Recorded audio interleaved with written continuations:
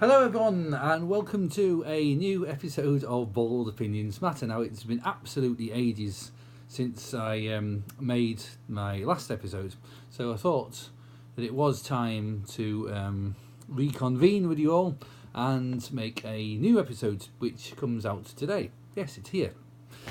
Okay, so I hope everyone's well. Thank you for tuning in. We've got a few things that have been in the news and of current affairs recently, which we're going to have a bit talk about for this episode, which should be just below 15 minutes long. So it's enough time for you to have a cup of tea and then get back to what the bloody hell else you've been doing. So thank you for tuning in, and do apologise. It's been a while since I've been on here, but you know, people's lives are busy these days.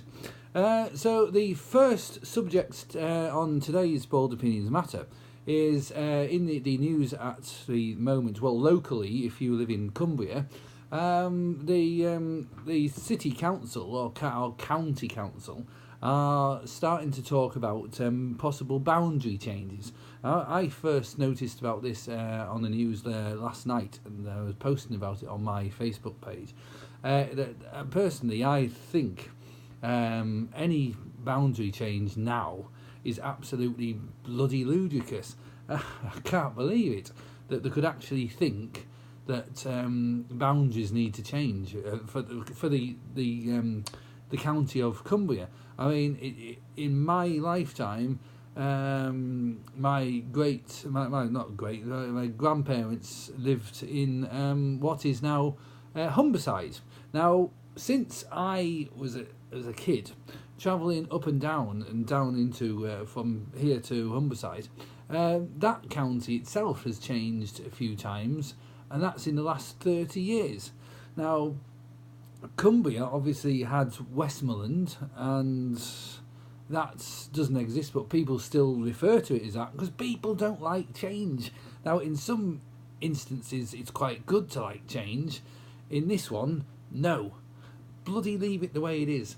I'm reading here, fresh proposals have been tabled to change the boundaries of Cumbria's parliamentary constituencies. Now, why? The only reason I can see that they want to do this is to get more chances of the Tories getting in and knocking Labour seats out. Maybe they're going to look and see, this area here is a Labour stronghold, so this area here we shall change. The revised plans put forward by the Boundary Commission of England would see the number of constituencies in the county fall from 6 to 5. The body says that the number of constituencies in the North West must be reduced from 75 to 68. It's absolutely to me why change it? Like, Cumbria's been Cumbria the way it goes, wherever it goes round like that, for ages, you know, and now they're wanting to mess with it again, you know. There's a picture here, if you look on my Facebook, you know, of like a border right through Carlisle. I mean, what the heck is that all about? I think they must be sat in an office trying to decide what we're going to do to piss people off next, you know, and that's, unfortunately, that's one of them. The boundary, I'm looking at it now. There's a big bit called have a look at it. There's a big bit called Carlisle, and literally a border runs like almost like that right through Carlisle. I'm thinking, what the fuck is all this about? Like, it's unbelievable. If you want to leave a comment on YouTube or whatever, what you think about the boundaries, I'd like to know, because I think it's absolutely mad. Like, it's like that stupid bloody crossing on Castle Way that they're stuck now. Actually, I must admit about that crossing on Castle Way hasn't caused quite as much shit as I thought it would cause. I thought it would cause traffic mayhem, but it actually hasn't. It's still bloody stupid. Like, it still wasn't needed, and how many people use it? I don't see that many people actually using it. So it proves it wasn't needed, but it's not causing quite as much shite for traffic chaos as I actually thought. So in that area, I was proved wrong, but I still think it was crap. Looking back to one of my other bald opinions matter, where we're talking about that. Right, moving on swiftly from the boundary changes, because it's crazy anyway. The other big thing that's happened recently is Storm Ophelia. Now, granted, fair enough, in some areas it did cause absolute shit. The west coast of Ireland was really badly hit, and if you're a little boat in the Atlantic when it hits, you probably didn't quite enjoy that. Like, boat might have been upside down, but if you lived in the Cumbria area, there was all kinds of weather warnings coming out saying, "Oh yeah, be prepared. It's going to do this to you." and so it was me thinking, "Oh yeah, we're going to get some wind tonight." And it was, yeah, fair dues, it was windy, but it wasn't half as bad as these scaremongers in the weather said it was going to be. It honestly wasn't. So that's what I think. I think the weather forecasters love to scaremonger a lot of the time. I mean, I was going to say sometime, but a lot of the time they like to scaremonger. I mean, they do. All this stupid bloody amber red weather shit is just crazy, and that came from, I believe, Tony Blair started off when he was Labour Prime Minister. Absolute tosser he was, like, but that just shows how stupid and banal he was by starting what was it, amber red for weather, like weather warnings. I mean, yeah, you just come on the weather and say, "Hi folks, this is weather forecast. Yeah, it's going to be shit today." Or, "Hi folks, welcome to the weather forecast. Yeah, it's going to be nice and sunny today, quite warm as well." Or, "Hi folks, it's going to be bastarding cold today." You don't have to say, "Oh yeah, there's going to be some wind on the way. It's going to be amber. You got to look out." God, absolutely crazy. Like, so yeah, I do think I do think there's a lot of weather scaremongering, definitely, and this wasn't the first time it happened either, because I remember not too long ago they said that there was going to be high winds in Carlisle and the Cumbria area, and it didn't happen. You were looking out there thinking, is something exciting going to happen with the weather, and it's absolutely bollocks. Like, nothing happened.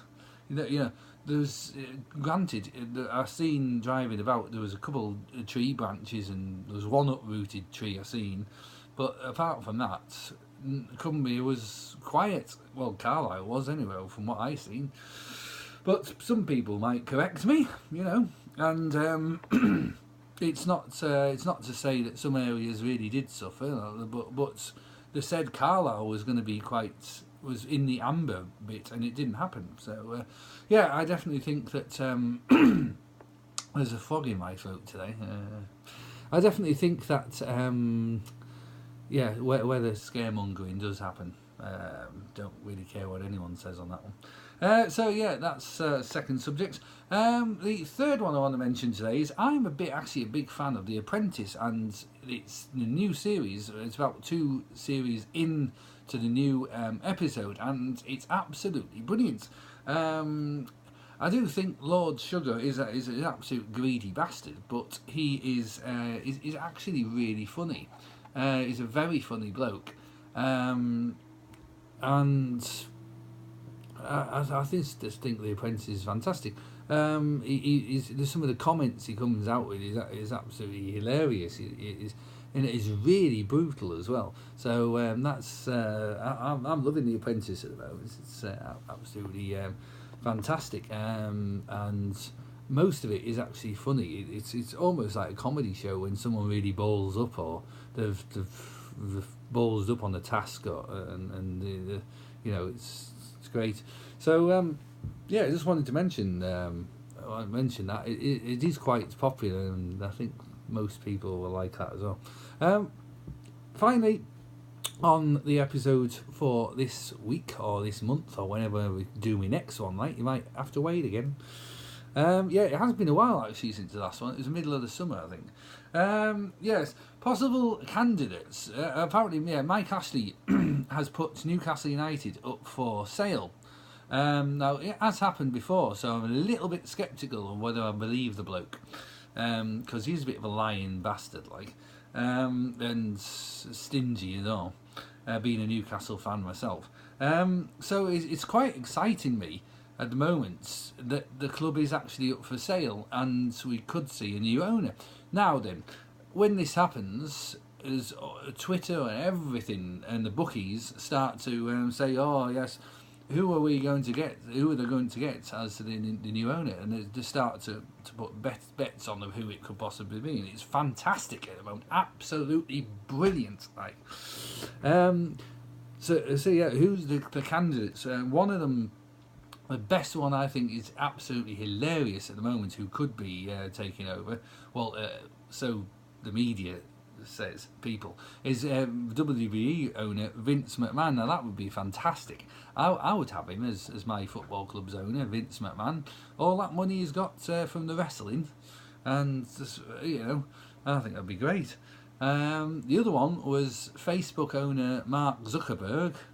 That has been mentioned. Let's have a look here. It has been mentioned as well, a surprise favourite to take over as Newcastle owner. Now this surely that's not going to happen. Like, Mike Ashley said he's keen to sell Newcastle before Christmas, which is pretty. I can't see that happening. I mean, the main one is Amanda Staveley. She's got a few bob behind her, so it's quite a good idea. But yeah, Mark Zuckerberg, what's his name? Vince McMahon, Mark Zuckerberg, and also I could not believe this, at the bottom of the list, Donald Trump. Wow. No. Just no. Fucking no. We don't want that idiot in charge of anything. He can hardly run his own country, let alone a football club. Like, so no to Donald Trump. Just no. But yeah, WWE owner, please, yeah, come and take us over. Come take Newcastle United owner. Right, that is it for this episode. It's a fairly short and sweet one, but I just wanted to do something, because you're probably all wondering if I emigrated or something, not doing any more videos again. Well, yeah, I'm back. Yes, sir. We'll be hopefully doing another one soon when more subjects spring to mind, But yeah, thank you very much for tuning in, and we shall see you about very soon. And take care of yourselves, and look out for this bad weather that may be forecast again, because it will happen. They'll be telling you again. Okay, ta-da.